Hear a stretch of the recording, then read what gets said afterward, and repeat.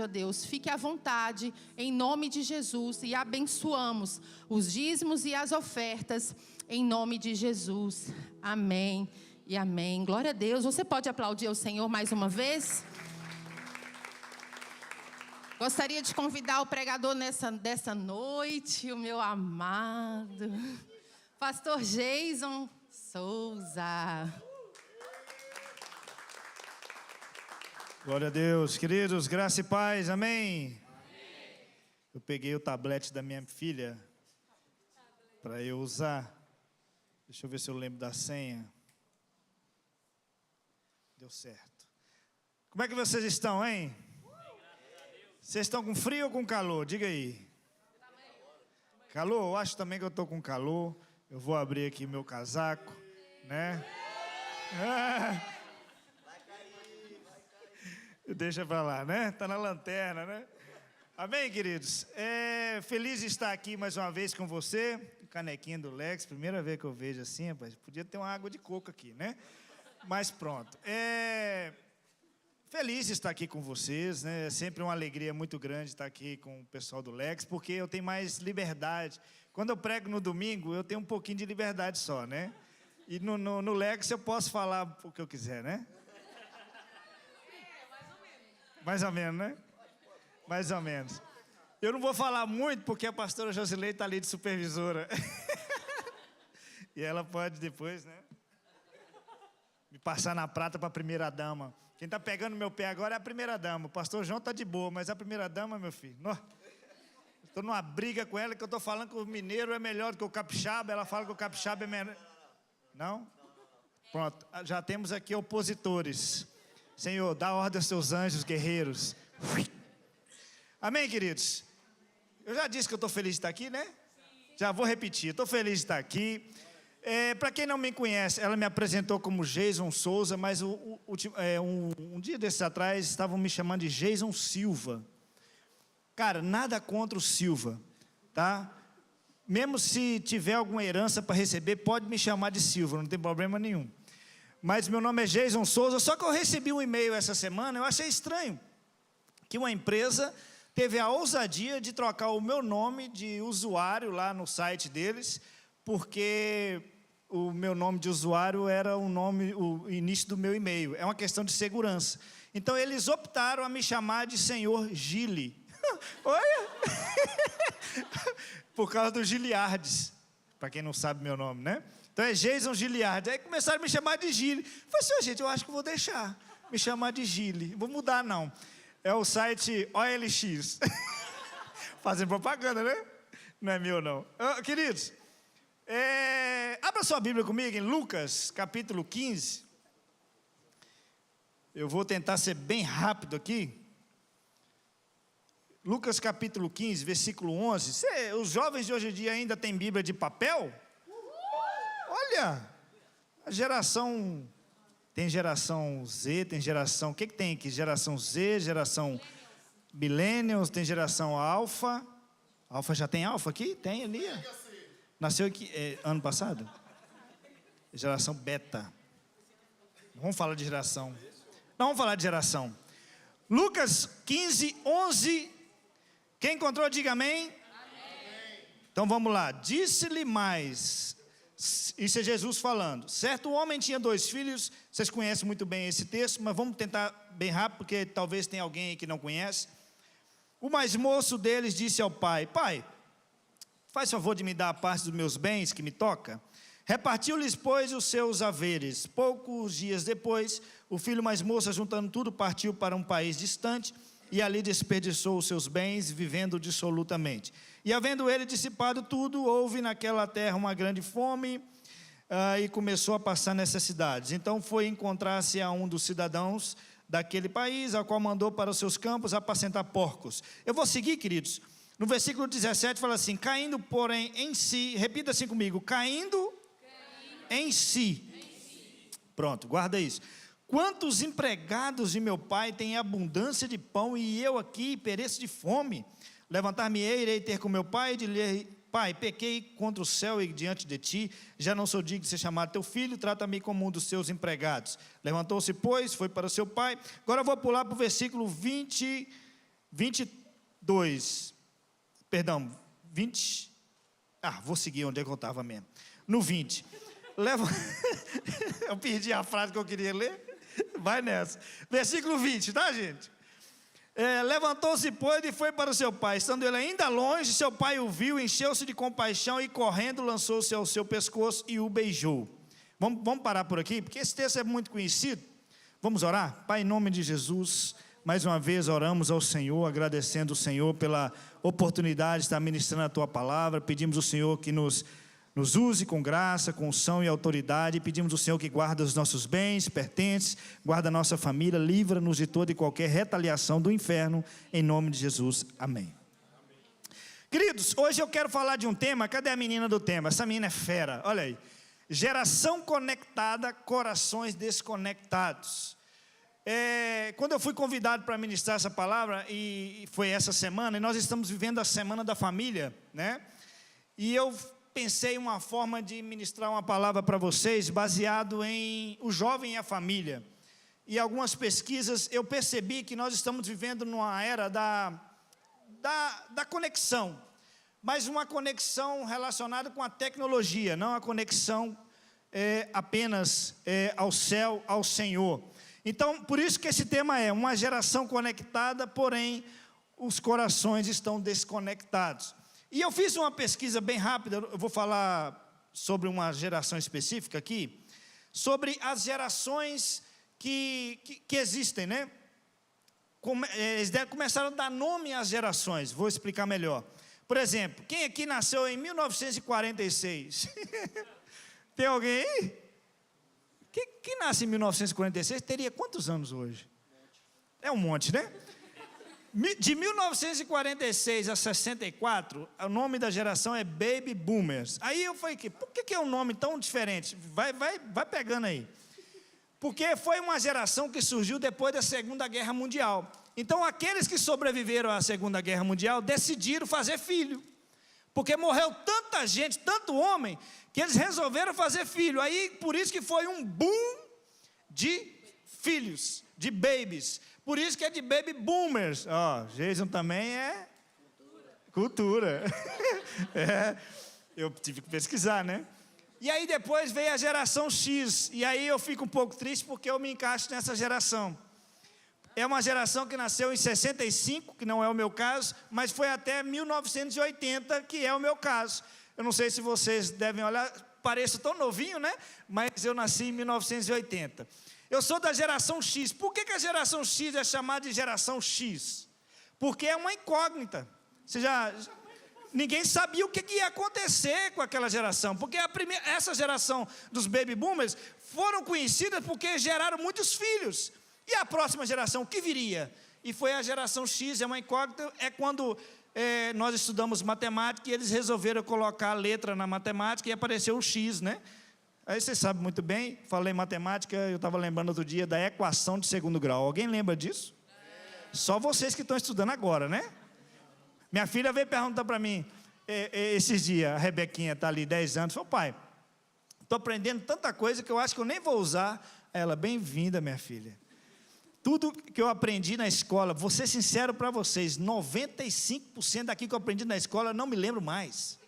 Esqueci tudo e eu nem usei para te falar a verdade. Eu não, pode ser que você use, né? Mas é o meu caso. Queridos, voltando aqui para a geração, então tem mais alguém que é da geração X aqui? Nasceu entre 65 e 80, dá só um sinalzinho com a sua mão. Tem mais alguém? Tem. Tamo junto, pastora Josilei, tamo junto. Não podia ter falado teu nome, né? Oh, meu Deus, eu sempre erro. A geração millennials, ou geração Y, veio de 1981 a 96. Quem nasceu nessa altura? Geração Y. É Y. A próxima é a geração que, vocês vão entender, é a geração que nós estamos vivendo. Vocês vão entender. Nasceram em 97 a 2010. Dá um sinalzinho com a mão.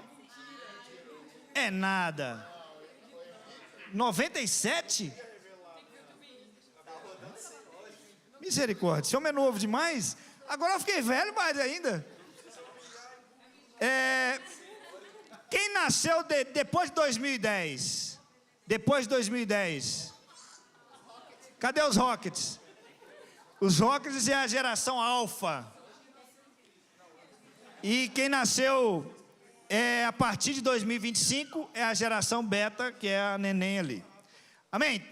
Posso terminar? Vamos orar então para a gente ir embora? Era isso que eu tinha para falar. Queridos, hoje nós convivemos principalmente com a geração Z por causa da juventude. Os jovens de hoje nasceram nessa altura e foram chamados de geração Z. E eu trouxe aqui alguns aspectos dessa geração que, eu vivi muita coisa. É ruim quando fala assim na minha época, que me consideram velho, né? Mas pronto, quando eu tinha 17 anos de idade, isso tem pouco tempo, eu olhava para uma pessoa de 45 anos e achava ela muito velha. E hoje eu cheguei aos 45 anos e eu me acho tão novo. Como é que muda as coisas, né? Depende do ponto de vista, né? Depende de como você está, né? Então essa geração Z, elas nasceram com Wi-Fi já no berço. Elas não conheceram internet de escada. Quem lembra da internet de escada? Gente, que sofrimento era para a gente acessar a internet? A gente acessava a internet de madrugada. Cadê os brasileiros aí que vão me ajudar? Quem lembra que acessava de madrugada? Por quê? Era só um pulso, né? Telefone, era um só. Então os pais da gente deixavam. De madrugada pode. Mas aí como é que a gente acordava cedo para ir para a escola? Era uma bagunça, era uma luta, né? Então essa geração Z, ela já nasce com o berço dela, já tem Wi-Fi. Sabe aqueles bichinhos que a gente coloca assim para o bebê ficar distraído? Puxa assim, na minha época era uma cordinha. Puxava e ficava, dava uma musiquinha e ficava rodando. Essa geração Z, o pai lá no trabalho dele liga lá para o Bluetooth, sei lá, via Wi-Fi. É uma doideira essa geração. Outra coisa, a geração Z não sabe, alguns devem saber, mas não são todos, não sabem como que é conversar com alguém numa pracinha do seu bairro, da sua cidade. Eles vão para a pracinha e ficam fazendo o que lá na pracinha? Mexendo no telemóvel. Eu, na minha época de adolescente, jovem, eu ia para a pracinha para azarar. Deixa eu beber uma água aqui. Voltava azarado. Então, a praça pública dessa geração Z são as redes sociais. É ali que eles se manifestam, ali que eles conversam. Ô geraçãozinha, né? Eles são rápidos, conectados, criativos e muito bem informados. Muito bem informados. E isso deixa a gente, no meu caso e no caso do meu amigo atleticano que está ali, deixa a gente de cabelo em pé, né? Porque a gente fica assustado com o nível de conhecimento das crianças de hoje em dia, porque eles têm a informação na palma da mão. Sabe quando eu ia fazer trabalho escolar, sabe como é que eu tinha que fazer? Ia para a biblioteca pública da escola e pedia ao funcionário, olha, eu quero estudar sobre presidente tal. Ele tinha que, me dava o catálogo, tinha que ir lá ler, pesquisar, tirar xerox. Vocês não sabem o que é xerox não, né? Fotocópia. Era uma luta para a gente. Mas eles não, eles têm tudo na palma da mão. Às vezes eu até atrapalho um pouco, porque minha filha chega para mim, pai, o que é isso? Às vezes eu sei a resposta, mas eu quero instigá-la a conhecer por conta própria. Eu falei assim, minha filha, pesquisa, que é rápido, faz um Google, né? Porque às vezes eu sei a resposta, às vezes eu não sei. Quando eu não sei, eu falo, não sei, pesquisei que eu também quero saber. Mas também, essas pessoas, essa galera da geração Z, elas são muito pressionadas e são comparadas com outros, e tem um detalhe interessante que eu quero destacar, eles são muito expostos. Há uma exposição gigante dessa geração. Na altura da minha juventude, uma exposição pública era raro. A gente não tinha aquele prazer, sabe, não sei se vocês consideram isso como prazer, de tirar uma foto e você tira 100 fotos, das 100 fotos escolhe 10, das 10 postam 5, sabe, vocês têm, jogam um filtro, Quantas pessoas foram enganadas? Eu vi um dia desse uma mulher falando que marcou um encontro com um homem, e quando ela chegou lá, ela perguntou: você é fulano de tal? Eu falei: sou. Eu falei assim: mas você não parece nada com a foto que você mandou. Ah, filha, era filtro. Ah, então, tchau para você. Ela apaixonou pelo homem bonito, chegou lá, era um fazendeiro, rapaz, um homem feio, deixa para lá, né? É a geração mais conectada da história. Olha, eles têm internet rápida. Gente, eu ia baixar música, eu deixava a madrugada toda baixando a música, para chegar de manhã e olhar no computador, estava lá 10%. Por você ver o nível de rapidez que era a nossa internet, meu irmão. Era uma luta. Vocês têm informação infinita, e tem opinião para tudo. Isso aqui é seríssimo. Porque eu lembro que na altura, quando os adultos ficavam conversando e eu ficava perto ouvindo, eu não podia falar nada. Eu ouvia o papo deles. Eu lembro que o meu avô recebia lá o compadre dele na fazenda, falando de gado. Imagina eu sentado lá, ouvindo a conversa, e mas eu tenho que vacinar meu gado, não sei o quê. Imagina eu virar para o meu avô e falar assim para ele: não, vô, dá para fazer de outra forma. Ele falou: ei, menino, cala-te. Não deixava a gente falar. Os jovens, adolescentes, não falavam nada. Hoje, os pais estão conversando, chegam os filhos e falam assim: não é assim não. Eu aprendi lá na rede social que não é assim. E começa a dar opinião. Fala assim: gente, como é que faz para bater num... Tem como ficar quietinha? Sabe, quer dar opinião para tudo. Mas deixa eu perguntar uma coisa para vocês. Se tem tanto sinal de Wi-Fi, sinal 5G, daqui a pouco inventa o 6G, né? Daqui a pouco vem outro G, que eu não sei o que é, que não seja o Giliard, né? Por que tanta gente vive sem direção? Tantos jovens aí perdidos, sem direção, tanta conexão assim nas redes sociais, tem tanto sinal de internet, mas vivem sem direção. E eu quero começar a pregar para vocês agora, foi só uma introduçãozinha. O jovem e a busca por sua identidade. Vira para a pessoa do teu lado e fala assim: você precisa descobrir a sua identidade. Fala para mais duas pessoas. A geração Z, queridos, ela aprendeu a montar um perfil nas redes sociais antes de montar o seu caráter. Ela joga lá no perfil dela que ela é isso, ela é aquilo outro, mas aquilo é tudo fake news, ela não é nada daquilo, mas ela quer mostrar para as pessoas que é. Eu não sei se aqui tem alguém que já fez isso. Se tem, são pessoas que têm a bio organizadinha, o feed. Você olha o Instagram, se você olhar meu Instagram, é aquela bagunça, mas tem Instagram aqui que é de profissional, é um negócio de outro nível. Mas pessoas que têm bio organizada, feed bonitinho, mas o coração dela todo confuso. Todo confuso. O Senhor te trouxe aqui nessa noite para descobrir a sua identidade, amém? O filho pródigo, o que ele fez? Ele pediu herança porque queria descobrir quem ele era longe do pai. Outro dia tinha um pastor dando um testemunho de que ele queria desviar. E ele entrou para o seu quarto e falando com Deus, falou: Senhor, eu quero conhecer o mundo lá fora. Eu quero saber como que é minha vida longe do Senhor. Longe do Senhor. E aí o Senhor trouxe algumas revelações fortes lá para ele acabou desistindo da ideia, né? Mas, não é bobo, né? Mas nós, jovens, quantos de nós já pensamos em viver uma vida lá fora? Como que seria uma vida lá fora? Quem nunca experimentou uma vida lá fora? Quem nunca experimentou uma baladinha?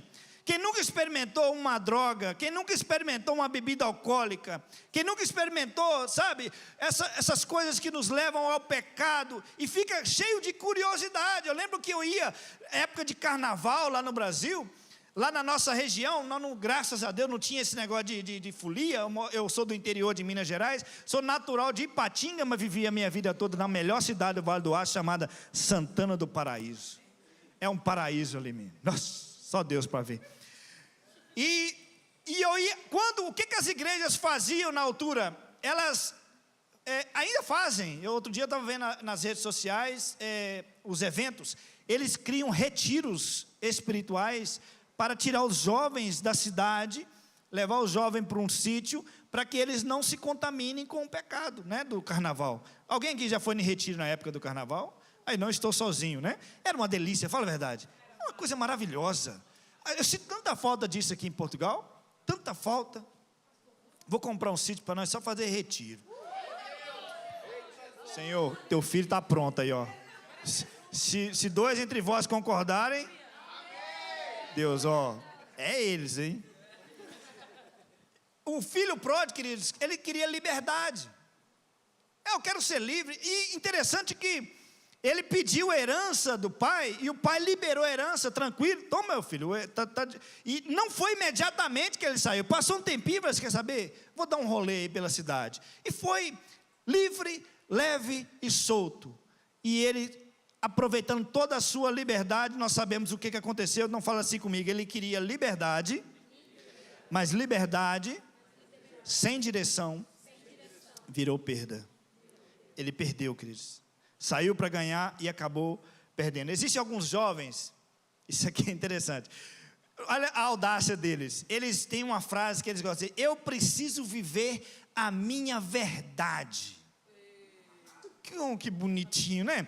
Mas eles não sabem de uma coisa interessante. Verdade não é um conceito, verdade é uma pessoa. Em João 14,6 fala: eu sou o caminho, a verdade e a vida. Jesus Cristo é a verdade. Quer viver a sua verdade? Viva Jesus Cristo. Pô, agora eu comecei a pregar, você viu? Já entrou um negócio mais profundo. Então, verdade é uma pessoa, é Jesus. Identidade, queridos, não se descobre fugindo da família. Se descobre entendendo quem é o Pai. Eu sou fruto de uma família disfuncional. Meus pais se separaram, eu tinha 3 anos de idade. Tinha uma canção, vou cantar aqui para vocês. Estou brincando, não vou não. A minha mulher já olhou na hora, credo. Calma, não vou te envergonhar, não. Como é que é a canção, gente? Até esqueci.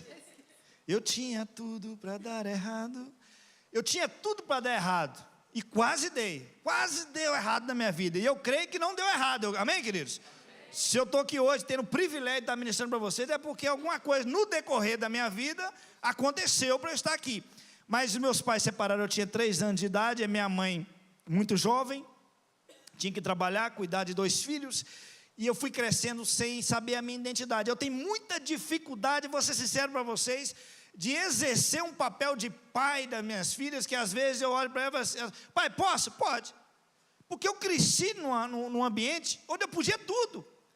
Eu morava com meus avós. Meus avós não tinham autoridade sobre mim, no sentido assim de me proibir de fazer alguma coisa.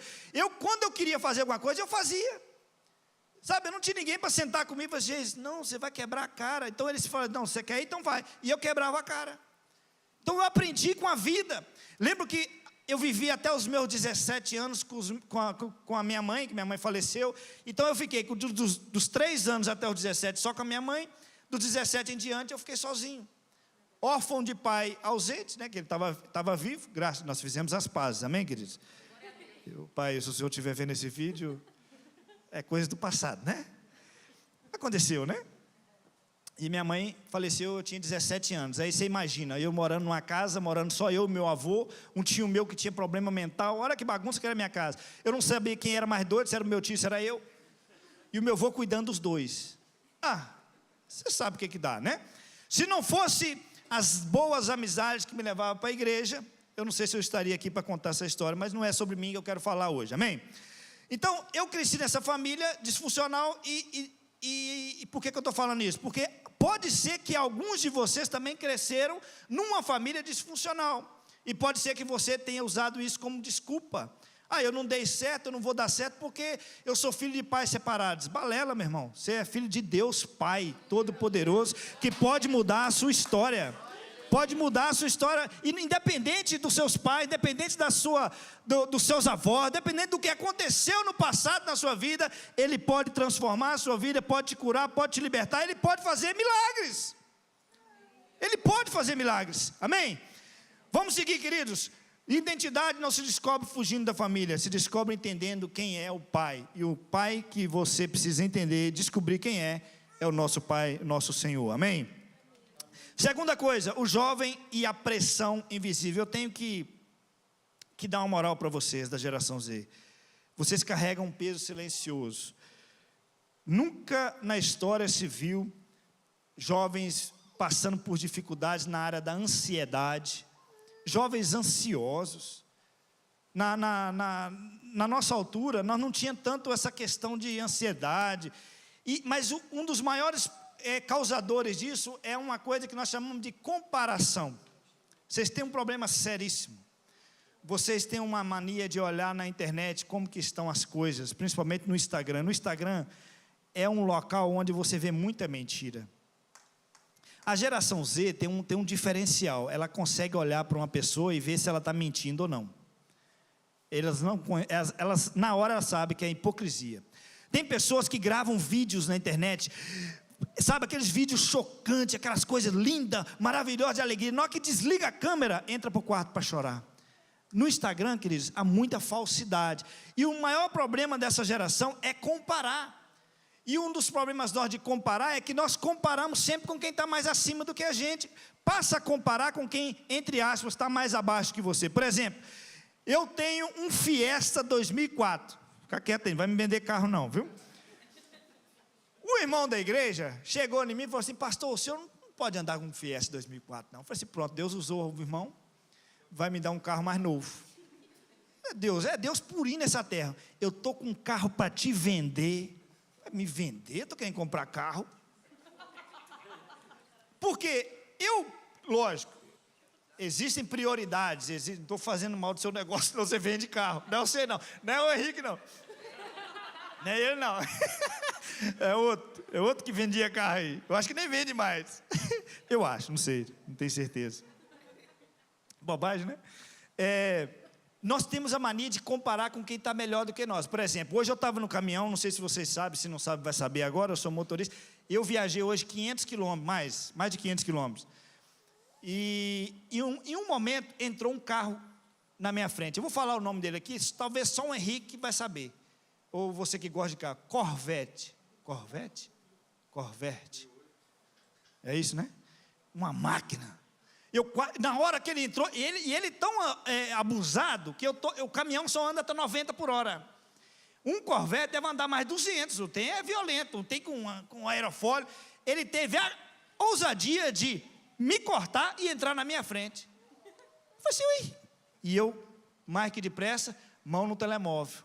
Vou tirar uma foto para mostrar para meus amigos. Aí eu lembrei que eu não sou da geração Z. Eu falei assim, que bobagem, rapaz. Deixa o cara aí viver a vida dele. Tirar foto de carro, nada. Cai na real, rapaz. Continuei a minha vida e daqui a pouco ele acelerou e foi embora. Um Corvette. Quantos carros maravilhosos. E eu pensei, nossa Deus, por que você não me dá um carro desse? Eu podia falar isso, mas para quê, gente? Quanta gente que tem carro. Gente, eu não sei se isso é certo falar. E agora? Entrei numa encruzilhada. Mas se você comparar, eu vou consertar. Se você comparar com quem está acima, provavelmente você vai ficar triste, vai ficar chateado. Compara com quem está embaixo. Alguém que não tem um carrinho, um Fiestinha 2004, tem uma bicicletinha só para andar. Sabe que eu já olhei para isso, eu já fiz isso? Às vezes eu passei numa rua, eu no meu carro, sem ar, quer dizer, se eu falar que ele não tem ar-condicionado, eu estou mentindo, que eu abro a janela dele de vez em quando. Mas um rapaz num sol quente, andando de bicicleta, e não é aquelas bicicletas que a gente vê por aí, pessoal fazendo preparo físico, aquela coisa, não. É indo trabalhar com a sua marmitinha. Então, gente, a gente fica comparando com quem está acima. Se comparar com quem está abaixo, a gente vai ver, vai ser mais grato a Deus. Vai começar a ver que, poxa vida, eu tenho saúde, sabe? Eu tenho um carrinho velho para andar, eu tenho uma bicicleta, que seja, eu tenho uma boa família, eu tenho uma família, tenho filhos, tem pessoas que têm luta nessas áreas. Então, a comparação desses jovens é só com quem está no nível acima. Eles comparam, sabe com quem? Com Virgínia. Gente.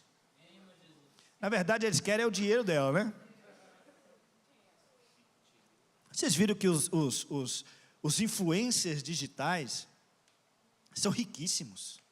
E isso gera nessa juventude querer ser influência digital. Você pergunta para a pessoa assim, que você trabalha com o quê? Eu sou influencer. Tá bem. Aí a pergunta é, quantos seguidores você tem? A briga deles é por seguidores, quantos likes você tem, essas coisas. Eu vou ser sincero que é gostoso você postar um videozinho e alguém dar uma curtidazinha. Pô, rapaz, ele viu meu vídeo, que bacana. Ó, deixou um comentário. Mas, de vez em quando, agora um excesso, mas isso é você e você. Eu não quero também ficar mudando a sua vida, não. Só quero te ensinar algumas coisinhas. Por exemplo, uma outra coisa que essa geração tem dificuldade. Medo de não ser suficiente. Gente, na minha adolescência, vocês podem olhar bem para mim, na minha fisionomia, você pode perceber que eu não sou um cara muito bonito. Eu não sou Brad Pitt. Mas eu tinha um negócio na minha adolescência, na minha juventude, que vocês precisam ter, homens. Estou falando para os homens, as mulheres ficam quietas. Se você não tem uma aparência física, assim, que de longe a mulher já olha e já é bonitinho. Não, você tem uma aparência física normal, porque eu não sou feio, não, eu sou normal. Aí também não vou exagerar. Tem um bom papo, uma boa conversa, sabe? Tenta ser mais agradável. Usa um perfume, sabe? Hein? Aí eu dando lição. Mas eu tinha muita dificuldade, eu ia na festa. Sinceridade, eu estou aqui, Deus já me curou. Eu ia na festa, meus colegas ficavam com as meninas e eu não. Eu voltava para casa chateado, triste, sem vontade de cantar uma linda canção, como diz o Joseph Clive, né? Joseph Clive. E eles não, eu fiquei com tal. E eu não, mas como que a gente conquista isso com o tempo? Eu era muito conquistador. Bem, minha filha, era tempo.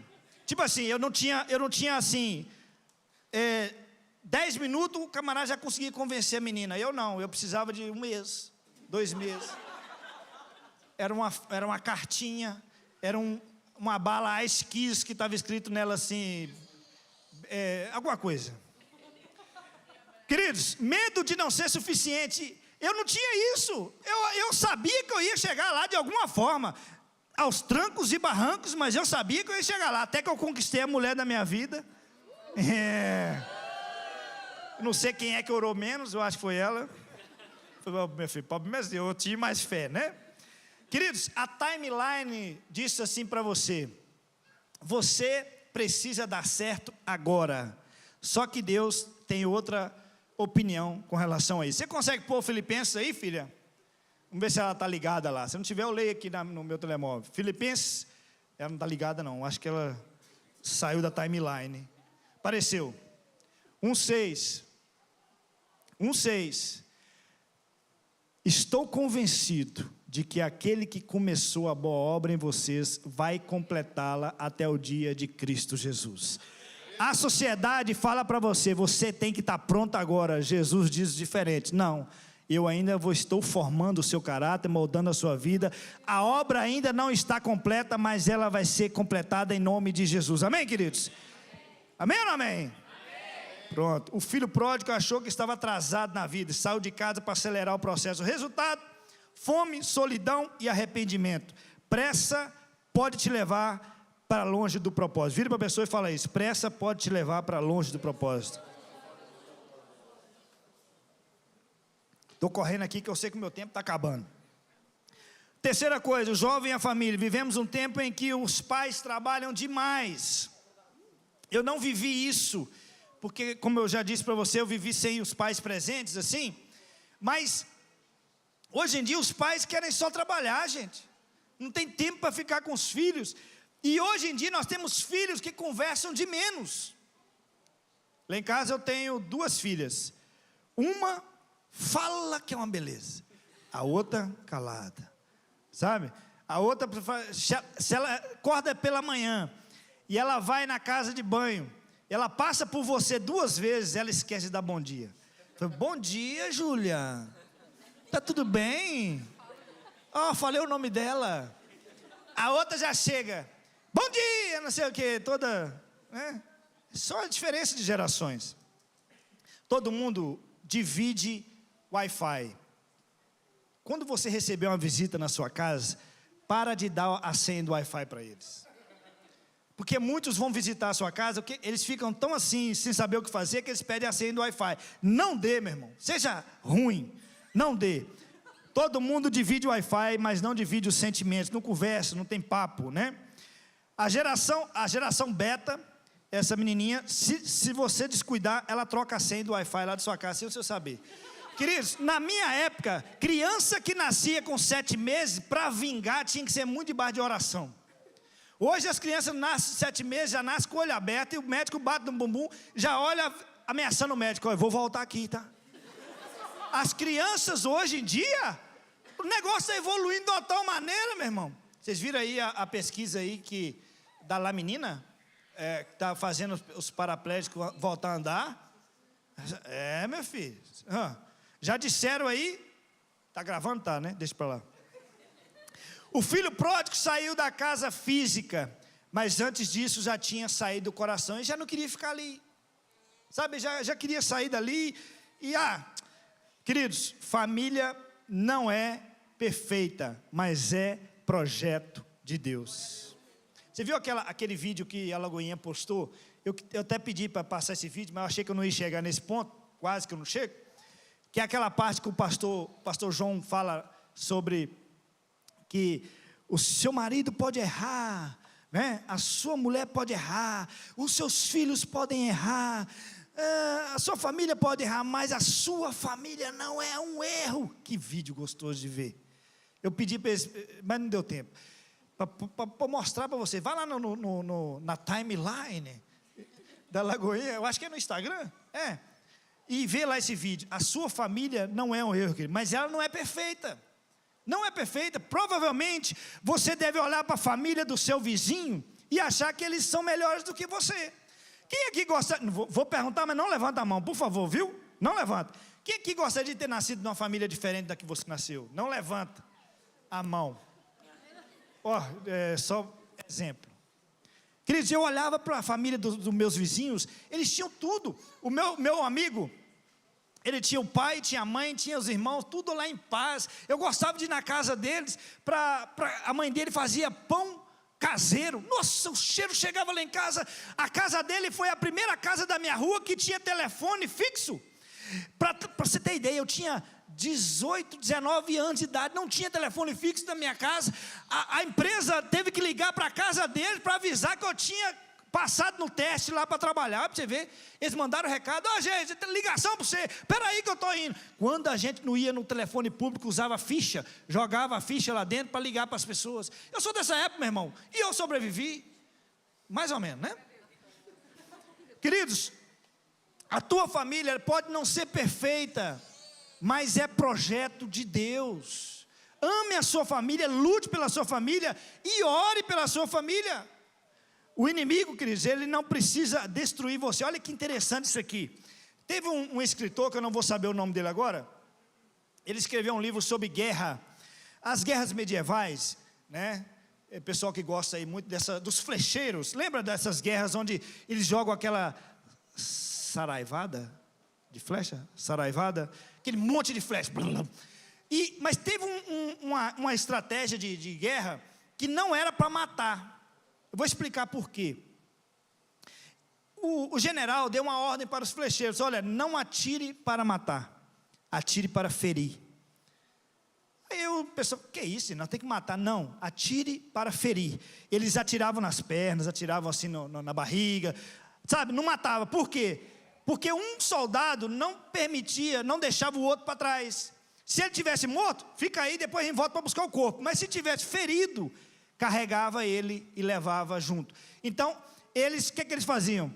Eles atiravam, machucava aquele soldado, e aquele soldado paralisava mais 2. Então, vamos lá, se feria 1, 3 eram paralisados, e assim aquele general conseguiu ganhar aquela guerra. Não me pergunte qual foi a guerra que ele ganhou, mas é uma estratégia que ele usou. Então, o nosso inimigo das nossas almas, ele não quer matar você, ele só quer te desconectar do trono.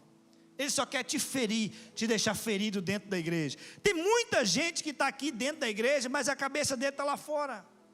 Tem muita gente que está aqui hoje nesse culto, já estou doido que eu calo a boca para ir embora para casa.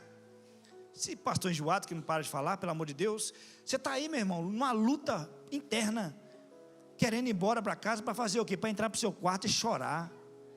para entrar para o seu quarto e falar assim: eu desisto da minha vida, e o Senhor te trouxe aqui nessa noite, armou uma Arapuca Gospel para falar com você, que Ele ainda tem um propósito muito grande na sua vida, e vai cumprir esse propósito em nome de Jesus.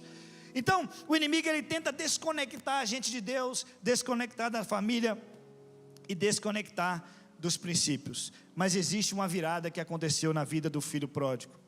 Ele caiu em si, ele acordou para a realidade, ele percebeu que os funcionários do pai dele tinham pão para comer e ele não tinha. Ele percebeu que era melhor ele ter ficado em casa.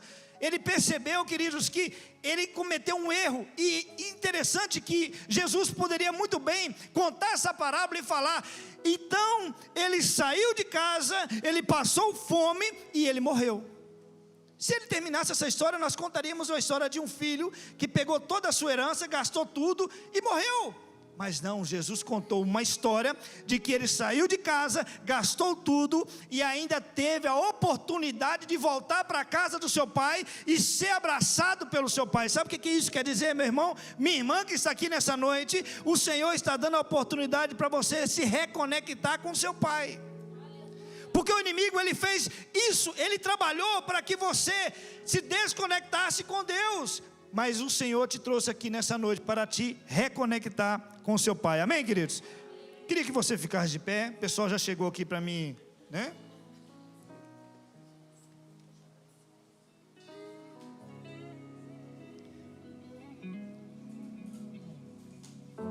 Você está dentro da igreja, mas está longe do seu pai.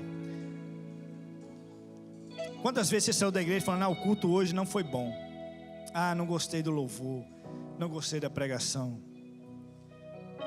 Quem tem que dizer isso não é você, porque o culto é para o Senhor, e o culto é nós que fazemos, é você quem faz. Então você está dentro da igreja, mas está longe do seu pai.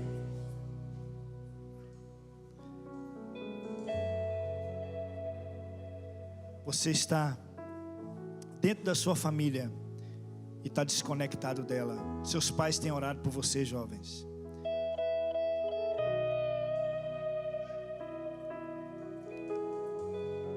Eu tive a oportunidade de pregar. Foi a melhor pregação que eu fiz. E eu vou ser sincero para vocês.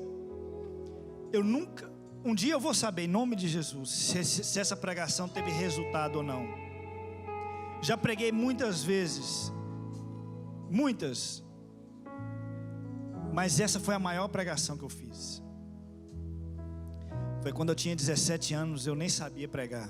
Quer dizer, ainda não sei, né? Mas era bem pior. Você imagina como que era pior. Eu fui no hospital visitar minha mãe pela última vez. E eu não sabia pregar, mas eu achei um livreto, O Caminho da Salvação. Minha mãe não era salva, não tinha aceitado a Jesus. E eu entreguei para minha mãe. Eu disse: mãe, eu 17 anos, adolescente, só queria saber de farra, essas coisas. Mas eu estava na igreja com meus amigos, um pé na igreja, um pé no mundo, um pé na igreja, um pé no mundo. Eu era assim, um mau exemplo, terrível. Falei: mãe, eu não sei pregar, mas eu acredito em Jesus Cristo. E eu acredito que aqui nesse livreto, se a senhora ler, a senhora vai encontrar o Jesus que eu encontrei. Depois desse dia eu nunca mais vi a minha mãe viva. Ela faleceu. E eu nunca vou saber, eu nunca descobri se ela aceitou Jesus ou não. Mas o Senhor nunca deixou esquecer que eu plantei uma semente no coração da minha mãe. E eu creio que eu vou chegar lá na eternidade e falar assim: deu certo. Ela vai vir, vai me dar um abraço e essas coisas e outras. Não ia falar sobre isso, nem sei, até me emocionei aqui um pouquinho. Mas é para dizer para você, jovem, quem sabe o Senhor está te chamando nessa noite para você pregar também para os seus pais, para você ajudar seus pais na caminhada. Porque normalmente a gente joga a responsabilidade para os pais. Os pais que têm que ensinar, mas Existem filhos que têm tanta intimidade com Deus, mas tanta intimidade, que conseguem chegar ao coração do Pai muito mais do que os próprios pais. Eu profetizo isso na vida das minhas filhas. Vocês vão chegar mais longe do que nós. Vocês vão voar mais longe. Vocês vão alcançar muito mais do que nós alcançamos. Queria que vocês fechassem seus olhos. Eu sei que há um desafio muito grande para vocês, jovens. Essa geração está sendo bombardeada de todos os lados. Há uma exposição muito grande com relação a vocês. Eu sei que nós vivemos, a nossa geração viveu uma dificuldade terrível lá na década de 80, década de 90. E hoje chegamos aqui cascudos, sabe? Chegamos aqui nesse tempo fortalecidos. E vocês têm recebido tanta coisa de mão beijada. Vocês não têm lutado por determinadas coisas. Quantas vezes eu lutei para alcançar os meus objetivos, e hoje eu tenho atrapalhado as minhas filhas, porque eu tenho facilitado a vida delas, porque eu não quero que as minhas filhas passem por aquilo que eu passei. Teve uma altura que eu vivi uma crise no meu casamento, e eu queria me separar da minha esposa, mas eu lembrei das dores que eu sofri, do mal que eu passei, porque meu pai separou da minha mãe. Eu falei assim: eu não posso permitir que as minhas filhas vivam esse processo. Não vou me separar, vou lutar pelo meu casamento. Talvez você está aqui nessa noite e esperava uma mensagem diferente, mas o Senhor, aquele que examina corações, Ele está fazendo com que você entenda que você é precioso, é amado, que Ele te ama com amor eterno, e Ele quer lembrar você. Você não precisa fazer como o filho pródigo. Você não precisa sair e viver uma vida abastada, gastar tudo e voltar para casa, porque sempre o seu pai sempre vai estar à tua espera, sempre. Jamais. A palavra de Deus fala que quando o filho pródigo estava voltando, o pai, ao ver o filho pródigo voltar, ele correu ao encontro dele. Tamanha era o amor, tamanho era o amor que ele tinha e a saudade que ele tinha daquele menino voltar para casa. Quem sabe você está aqui nessa noite e eu quero dizer para você: não é você que vai ao encontro do pai, é o pai que está correndo ao seu encontro nessa noite. Quem sabe você precisa tomar uma decisão nessa noite. Não sei se é você quem sabe. É você quem sabe. Eu quero orar por você. Eu queria que você fechasse seus olhos, por gentileza, enquanto eles ministram essa canção. Leva-me ao lugar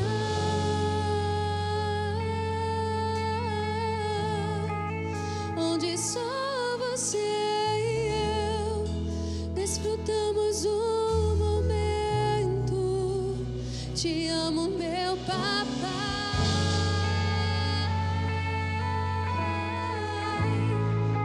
Eu dependo desse amor. Coloca a mão na altura do seu coração, por gentileza, com seus olhos fechados.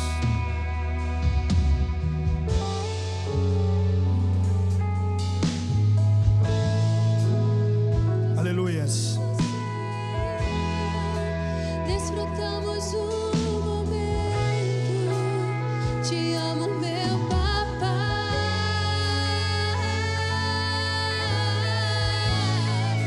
E eu dependo deste amor. E sem ti eu sei que morro. Me chegou na minha tormenta, me livrou em meus problemas, transformou minha tristeza e mudou minha vida inteira. Me vestiu com roupas novas, pôs azeite em minha cabeça, me deu um lugar na mesa. O meu pai não me rejeita.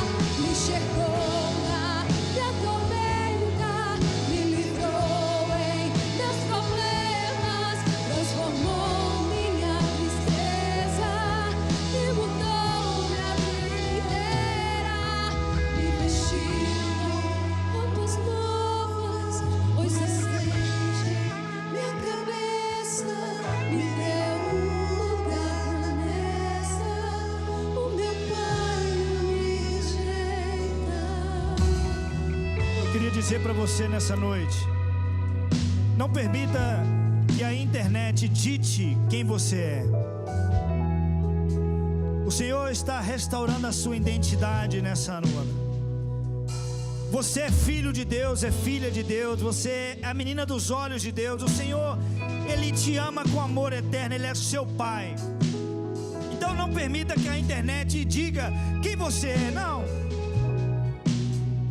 Não permita também que os traumas familiares definam o seu futuro.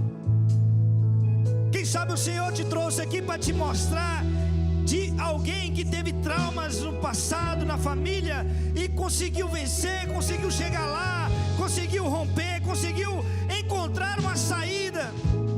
E a saída que eu encontrei é Jesus Cristo. Ai de mim, igreja, se não fosse Jesus. Ai de mim. Ai de mim. Eu tinha a faca e o queijo na mão para ir para o mundo das drogas, da criminalidade. Eu morava na periferia, no subúrbio. Eu não tinha ninguém sobre mim, não tinha nenhuma autoridade sobre mim. Eu era solto, vadio. É melhor usar essa palavra. Mas o Senhor levantou pessoas para me encontrar, para me ajudar. E o Senhor te trouxe aqui nessa noite para te dizer: você não está sozinho, você não está sozinha. Há pessoas orando por você, há pessoas batalhando por você. Então quero pedir que você agora feche seus olhos mais uma vez. Pai, em nome de Jesus, eu quero apresentar esses jovens diante do Senhor. Meu Deus, eu não sei os desafios que eles têm enfrentado, ó Pai, nos dias de hoje. Eu sei, ó Pai, que os desafios são gigantes. Eu sei, Senhor, que são coisas terríveis que eles têm passado. Mas eu também sei, ó Pai, que da mesma forma que eles são, meu Deus, esforçados, da mesma forma que eles são, ó Pai, pressionados, eu sei, ó Pai, que também da mesma forma eles são despertados, porque é uma geração inquieta, Senhor.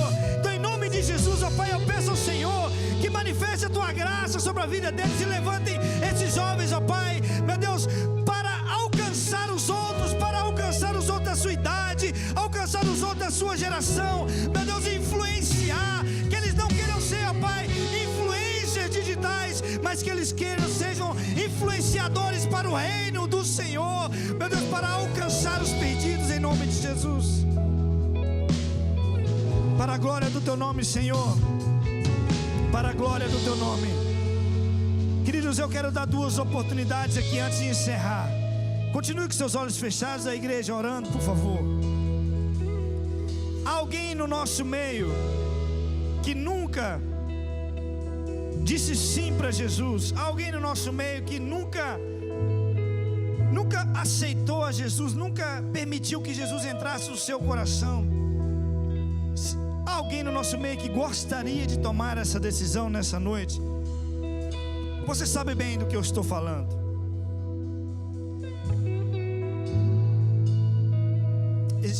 Certa feita, vou continuar no convite, segura aí. Uma pessoa falou assim: eu não gosto de ir nas igrejas evangélicas porque elas ficam fazendo esse apelo no final, e isso me incomoda, porque é como se estivesse me forçando a tomar uma decisão. E eu ouvi essa reclamação e ouvi uma outra pessoa dizendo: não pensa assim, eles fazem isso porque eles experimentaram um amor tão grande, tão grande, tão bonito, que eles não conseguem guardar só para eles, por isso que eles querem oferecer para as outras pessoas. É por isso que nós fazemos isso. Nós experimentamos um Pai tão amado, tão maravilhoso, que gostaríamos que você também experimentasse. Existe alguém que quer tomar essa decisão de aceitar a Jesus pela primeira vez? Você nunca fez isso, decidiu hoje, está aqui nessa noite. Tem alguém? Eu queria que você desse um sinal com a sua mão, se existe alguém que quer fazer isso nessa noite. Esse é o primeiro convite. O segundo é para aqueles que já fizeram isso uma vez, mas por motivos ou circunstâncias que só você e Deus sabe, você enfraqueceu e saiu da caminhada, e o Senhor te trouxe aqui nessa noite para te reconectar com Ele. Então você que já tomou essa decisão uma vez e afastou, gostaria de voltar para os braços do Pai nessa noite, dá também um sinal com a sua mão. Eu quero orar por você. Existe alguém que quer tomar essa decisão de voltar para os caminhos do Senhor? Se você aconteceu isso na última vez que eu preguei, eu disse essa frase, eu vou repetir. Talvez você ficou com um pouquinho de vergonha, você ficou sem jeito, e às vezes o inimigo, há uma batalha espiritual tão grande que trava as suas pernas, trava as suas mãos e você não consegue levantar a mão. Mas no final do culto, se você quiser me procurar no particular, procurar a pastora Luana que está aqui, pode vir que nós vamos orar por você. Amém? Amém? Vamos orar para a gente ir embora para nossa casa? Eu queria que você, eu gosto de orar assim, estenda a mão para o lado da sua casa. Ah, pastor, eu não sei por que lado fica a minha casa. Então estenda para cima que você vai morar com Jesus Cristo na eternidade, amém? Eu gosto de apontar para cima. É para lá que eu vou. Pai, em nome de Jesus, quero agradecer o Senhor, Pai, por esse tempo, por esse momento. Pedimos o Senhor, Pai, agora que nos leve de volta aos nossos lares, devidamente abençoados e protegidos pelo Senhor. Nos guarda, ó Pai, no nosso retorno para os nossos lares. Meu Deus, que possamos chegar na nossa casa, ó Pai, e ter apenas boas notícias, ó Pai, em nome de Jesus. Pedimos ao Senhor, ó Pai, que teus filhos venham, meu Deus, sentir, ó Pai, a tua presença onde quer que eles estejam, seja no caminho de volta, seja no seu quarto, quando ele chegar lá. Teus filhos vão chegar em casa e eles não vão encontrar um quarto escuro para chorar, a não ser que seja um quarto escuro para chorar aos teus pés, porque a tua presença há de inundar aquele quarto e trazer restauração, trazer paz, trazer libertação em nome de Jesus. É o que eu oro e que eu te peço para a honra e glória do teu nome, em nome de Jesus. Queridos, dê um abraço no teu irmão, ide em paz, que o Senhor te acompanhe.